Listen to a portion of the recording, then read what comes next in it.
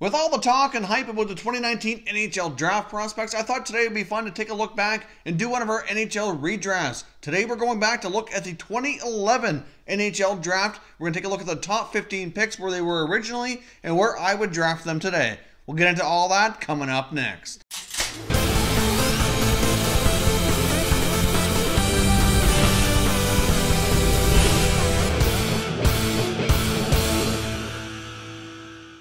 Hey everyone, and welcome back to another video here at Top Shelf Hockey. If you're new to the channel, thanks for stopping by. We review and discuss all 31 NHL teams, so if you're a huge hockey fan, consider subscribing and clicking the bell so you don't miss anything. So as I mentioned off the top, today we're doing a redraft of the 2011 NHL Draft. Now in this draft, there was a lot of late round draft steals. Of course, this was one of the many times that we saw the Edmonton Oilers be fortunate enough to draft #1 overall. Now before we get started with a redraft, let's get started and take a look at how the original top 15 picks went down. I'll put a graphic up on the screen here so you can follow along. Of course, as I mentioned, this was one of the many times here in a short span that the Edmonton Oilers had the honor and privilege of drafting #1 overall. And of course, they drafted young center Ryan Nugent-Hopkins of the Red Deer Rebels program in the Western Hockey League. #1 overall selection. The Colorado Avalanche were up next, picking #2, and they drafted their current captain, Gabriel Landeskog, who played a year of junior in the Kitchener Rangers program in the Ontario Hockey League. Now, of course, off to the right there, you can see their current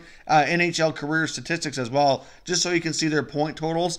This all comes from HockeyDB.com, an excellent resource as well. If you ever want to look at old drafts or find out who was drafted when, it's an excellent spot to do that, and all the data for this video has come from their website, so kudos to them. It's a great site. I highly recommend you check it out if you're not already familiar with it. #3 overall was the Florida Panthers, and they selected Jonathan Huberdeau, who had completed a great career with the St. John Sea Dogs. Of course, the Sea Dogs, led by Huberdeau and a few others, ended up having a national championship there through the Memorial Cup as well. He had a terrific career, went #3 overall.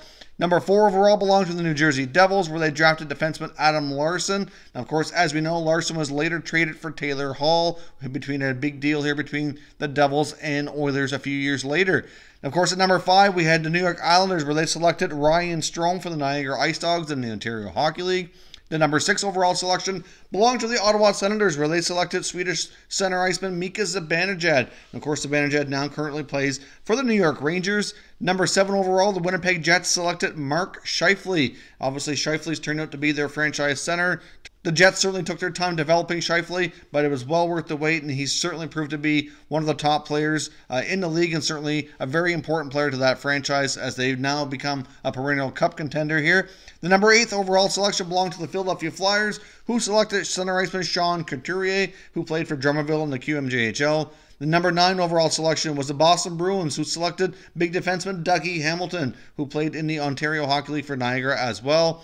The #10 selection belonged to the Minnesota Wild, who took another defenseman here in Jonas Brodin out of Sweden. Obviously, Brodin's had a pretty solid career so far for Minnesota. This year, it's possible the Colorado Avalanche could have 2 top 15 picks. They did in 2011 here as well, holding that selection where they used it on defenseman Duncan Siemens of the WHL Saskatoon Blades. Now, unfortunately, Siemens hasn't played a whole lot in the NHL. He only got 20 games in so far in his career, and he hasn't played in the NHL since the 17-18 season. Now, the #12 overall selection was the Carolina Hurricanes, where they selected defenseman Ryan Murphy of the Kitchener Rangers of the Ontario Hockey League.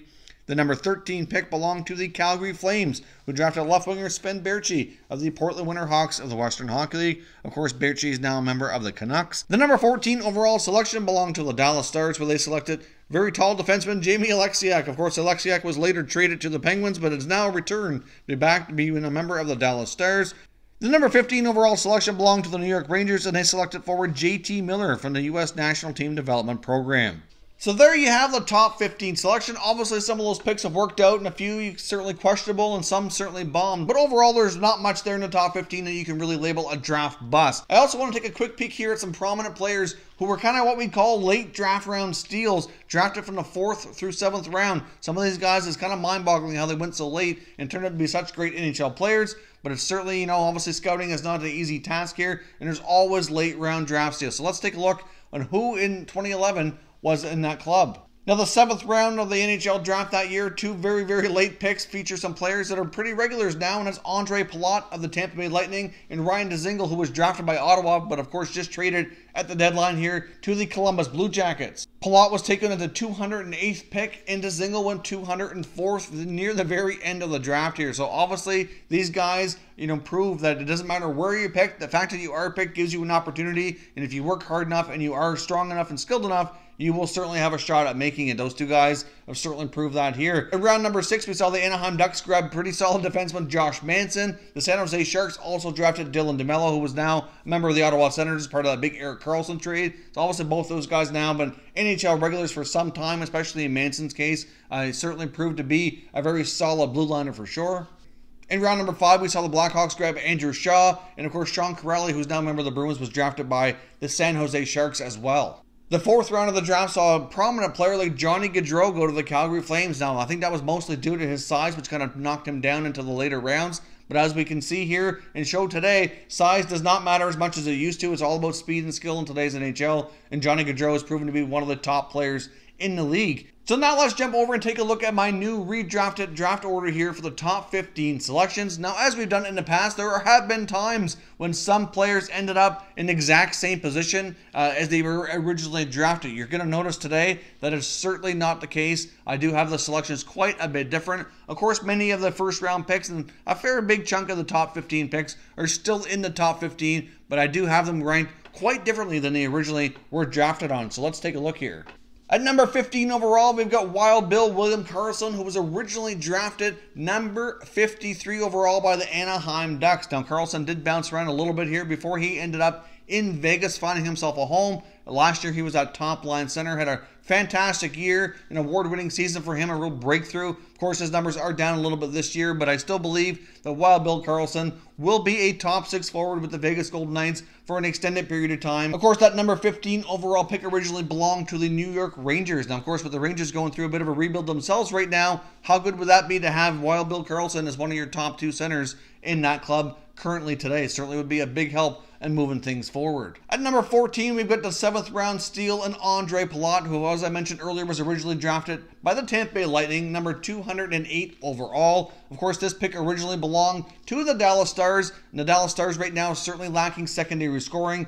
So a guy like Ondrej Palat certainly would help their second and third line scoring depth for sure. So, but interesting to think of what he would have done had he been a member of the Dallas Stars. The number 13 overall selection originally belonged to the Calgary Flames, and I'd now have them selecting Brandon Saad, who originally went to the Chicago Blackhawks at number 43 overall. Now, Brandon Saad's had a pretty solid career, put up some pretty solid 20 and 30 goal seasons, mostly playing with Chicago, a little bit with Columbus as well.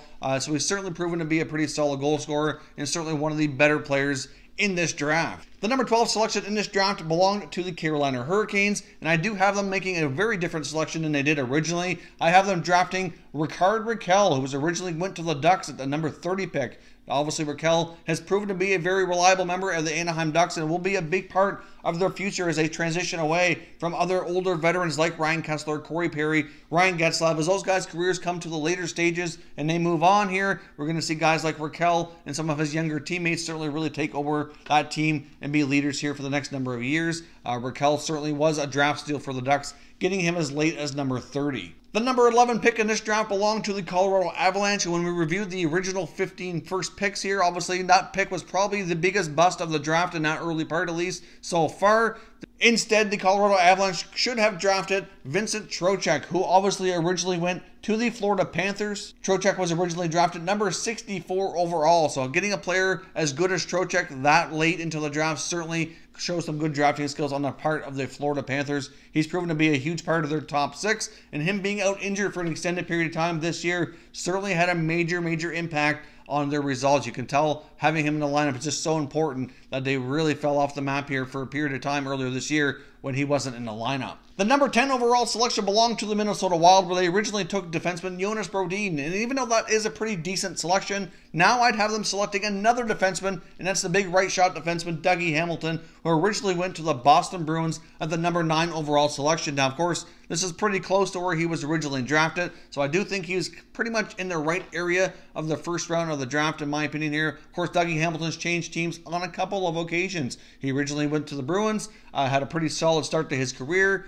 traded to Calgary. Then, of course, this past year at the NHL Draft was involved in that big trade between the Flames and the Carolina Hurricanes. Now, the number 9 overall selection originally belonged to the Boston Bruins, where they selected the player we just talked about, Dougie Hamilton. Instead, I'd have them selecting center iceman from Sweden, who originally went to Ottawa, Mika Zibenejad. Now, Zibenejad's had a pretty solid career. Obviously, started a little bit slow with Ottawa, but really picked up. Was a solid number 2 guy there for a period of time until he was traded to the Rangers in the swap for Derek Brassard. Unfortunately, that deal, like some of the others we've seen, hasn't really worked out for the Senators. Of course, Brassard's now moved on, went to the Penguins and over to the Panthers, and now he's with the Avalanche. He's really bounced around a lot since being traded from Ottawa. Ottawa did get a pretty good package of return for Brassard, thankfully, to make up for the trade in the first place, since it never really worked out.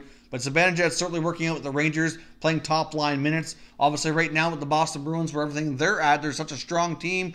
Obviously going to be a cup contender. They've had an awesome season. Imagine having that much more center depth, having Zibenejad in the mix here. They would have Bergeron, Krejci, Zibenejad on that 1-2-3. That'd be pretty lethal. They'd be even stronger today than they would be already. The number 8 overall selection belonged to the Flyers, where they selected Sean Couturier, and there's certainly nothing wrong with that pick at all. He started slow with his career and really has recently blossomed into a top-line player for the Flyers. But originally, I'd have them selecting Jonathan Huberdeau, who obviously went a little higher in this draft to begin with. I do think Couturier, with everything we know now about his potential, would have gone a little bit higher, and Huberdeau would have fallen back here a little bit. Now, Huberdeau's had a pretty solid career with Florida, don't get me wrong. I do like the fact that he's had some terrific numbers, and at times playing on a team that hasn't had a lot of success, but he's had pretty good line mates. He had a chance to play with Jaromir Jagr for a few years. Obviously, there's been times when he's played with some other pretty solid top 6 forwards there in Florida too. So he's had a pretty solid career, but in my opinion, Couturier has proven he can be a top-line center, a 30-goal man, and that just proves to be a little bit more valuable. So I bumped Couturier up here. Now, next up at number 7, the Winnipeg Jets own this selection. Originally took top center here, Mark Scheifele. Now, of course, Scheifele has proven to be an excellent player and incredibly valuable to that franchise. However, I do think if everybody would have projected Scheifele to be the player he is today, that he would have gone even higher. So I do have him a little higher here on this draft,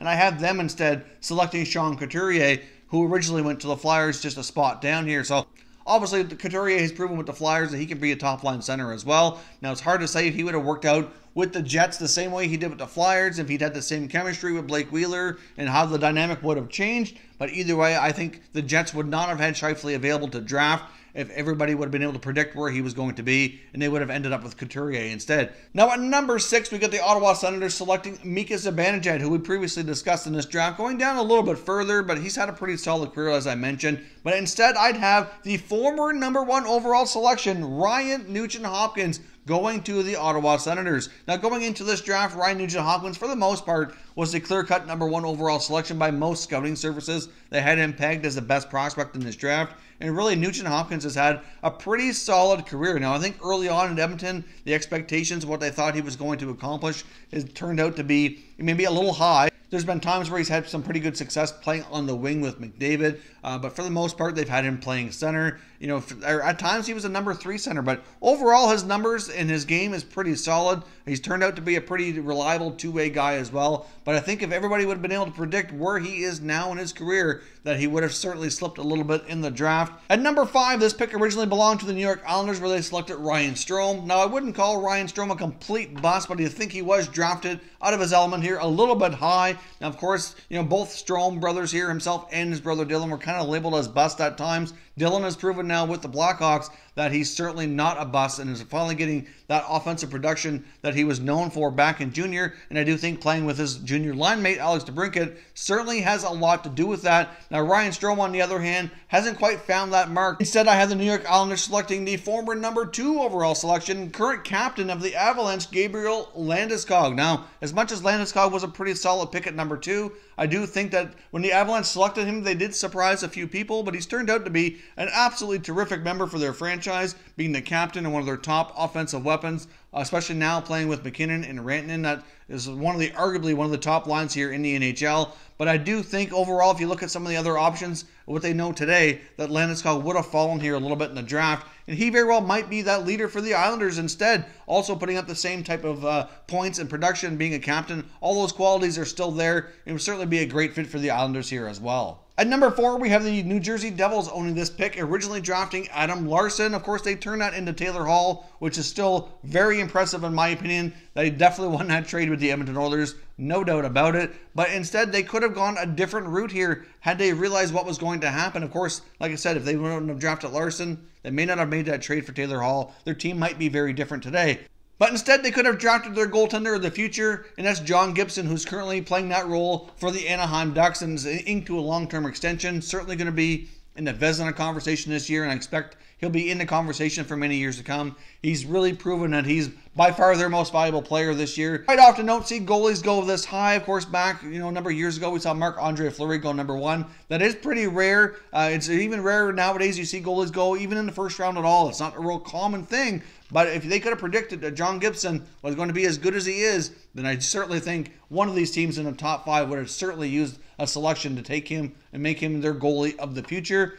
Also, considering if the Devils would have made this draft selection, they may not have made that trade for Corey Schneider to bring him in the first place. They also would have held on to another future first-round selection as well, which obviously the Vancouver Canucks then used to draft Bo Horvat. So this team might have been a lot better if they could have taken their goalie of the future with this draft pick here instead. But again, they don't have a crystal ball, and there was just no way to know that he was going to be that good at the NHL level. The number 3 selection originally belonged to the Florida Panthers, where they selected Jonathan Huberdeau, who we discussed a little bit earlier in this video. Instead, I have them selecting Mark Scheifele, who went number 7 to Winnipeg. Scheifele really has proven to be that top center iceman. I just think he's a little bit more explosive, a little bit more of an overall great player than Huberdeau, so I do think he deserves to be ranked up a little bit higher here. And can you imagine with a Scheifele-Barkov 1-2 down the middle for the Florida Panthers, it would certainly be accelerating where things are at with that club. And as much as Huberdeau's worked out as being a solid winger, I think the center position is that much more important, and they would be that much further ahead in where they want to be. Number 2 overall belonged to the Colorado Avalanche, where they selected their captain, of course, Gabriel Landeskog, who we just discussed a few moments ago. Instead, I have them selecting Johnny Hockey, Johnny Gaudreau, who I mentioned in the beginning of this video as a 4th-round steal by the Calgary Flames.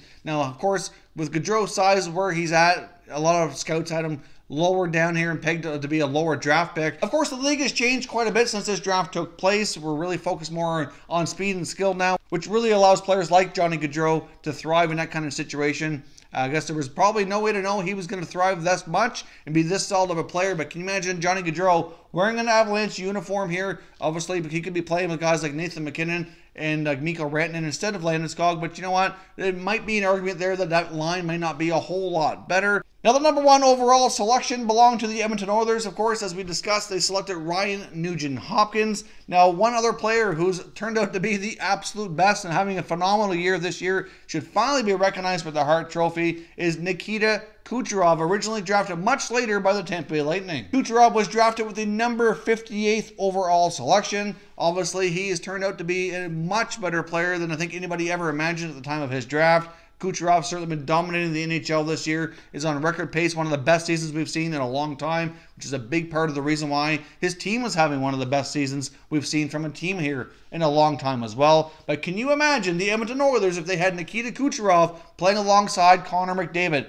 That is quite a thought, and a scary one at that. The Oilers would be so much further along if they would have better used their first-round selections, not only this one, but the other ones as well. I mean, Nugent-Hopkins, like I said, he's turned out to be a pretty solid player. I'm not sure he was really worthy of that number 1 overall pick. There's certainly an argument to be made about Neil Yakupov as well. I don't think there's any doubt about that one. Of course, McDavid is really the best use they did of that number 1 selection here years later. But can you imagine Kucherov and McDavid, along with Leon Draisaitl in that top 6? The Oilers would be so much further ahead. And of course, if the Adam Larsson draft here wouldn't have happened the way they did with New Jersey, they may not have made that trade for Taylor Hall. He might still be in Edmonton. It's just so many things would have happened so much differently. The Edmonton Oilers might be a way better hockey club if we could have predicted the future and prevented some of these moves.